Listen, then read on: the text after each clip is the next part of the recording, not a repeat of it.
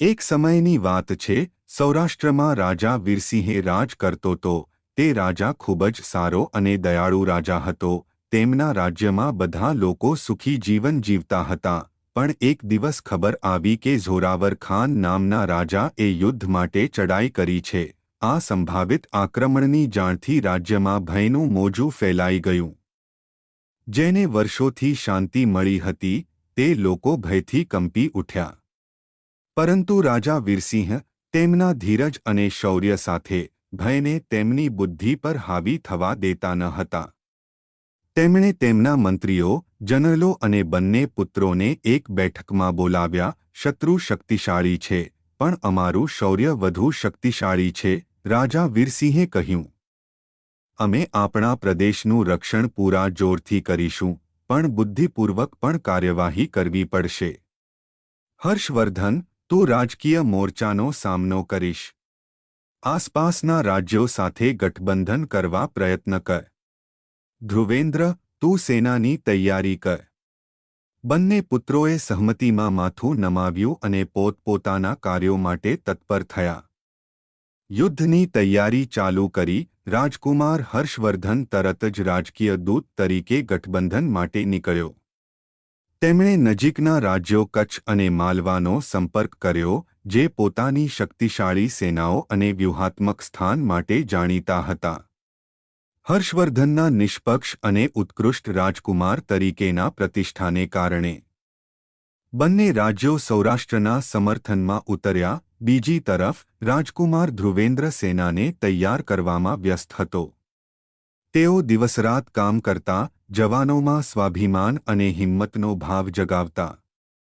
સૌરાષ્ટ્રના યોદ્ધાઓ તલવાર, ધનુષ્ય અને ઘોડેસવારીમાં નિષ્ણાત હતા। ધ્રુવેન્દ્રના નેતૃત્વમાં સેના દિન પ્રતિદિન વધુ મજબૂત બની રહી હતી। રાજધાની જૂનાગઢમાં પણ લોકો તૈયાર થઈ રહ્યા હતા। શહેરને મજબૂત બનાવવામાં આવ્યું, ખોરાકના સંગ્રહ કરવામાં આવ્યા અને નાગરિકો રાજા અને રાજકુમારો પાછળ એકતા દર્શાવતા ઊભા રહ્યા। રાજ્યની સ્ત્રીઓ જ્યારે ચિંતિત હતી, યોદ્ધાઓને મજબૂત સહારો આપી રહી હતી અને તેમના શ્રદ્ધાળુ પ્રાર્થનાઓ મંદિરોમાં ગુંજતી હતી। લાલ રણમાં યુદ્ધ થવાનું હતું। શીઘ્ર જ ઝોરાવર ખાને તેની સેના સાથે સૌરાષ્ટ્રના સરહદ પર પહોંચ્યું।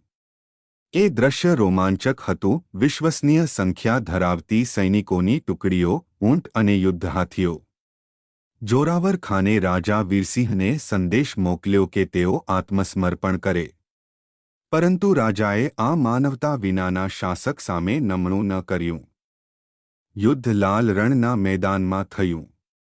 યુદ્ધના એક દિવસ પહેલા રાજા વીરસિંહે પોતાના યોદ્ધાઓને સંબોધિત કર્યું, અમે માત્ર આપણા પ્રદેશ માટે નહીં, પરંતુ આપણા સન્માન માટે, આપણા પરિવાર માટે અને આપણા સ્વાતંત્ર્ય માટે લડીએ છીએ।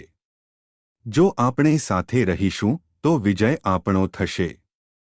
મોટી સવાર, લાલ રણના આકાશમાં યુદ્ધની પેઠા મંડાઈ રહી હતી। ઝોરાવર ખાનની સેના સૌરાષ્ટ્રની સેનાથી કેટલીય ગણો મોટી હતી, પરંતુ સૌરાષ્ટ્રના યોદ્ધાઓ એથી કણ્યાવાન નહોતા।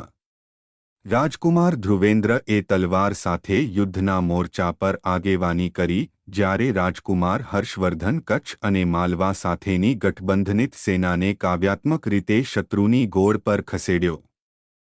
મહાયુદ્ધનું ઘર્ષણ ભારે રહ્યું। ધનુષ્યોના તીરવર્ષા થઈ અને તલવારોની ટક્કર સાથે યુદ્ધના અવાજ ભણી ઉઠ્યો। ધ્રુવેન્દ્રએ પોતાની વીરતાથી શત્રુના પંક્તિને વિખંડન કર્યું।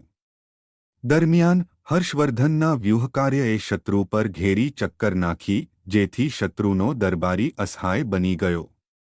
આથી શત્રુના તંબુમાં ઉથલપાથલ મચી ગઈ અને હર્ષવર્ધન આ યુદ્ધ જીતી ગયો અને પાછો તેના વતનમાં ફર્યો અને તેનું સ્વાગત કરવામાં આવ્યું। આજના વિડીયોમાં આટલું જ મિત્રો।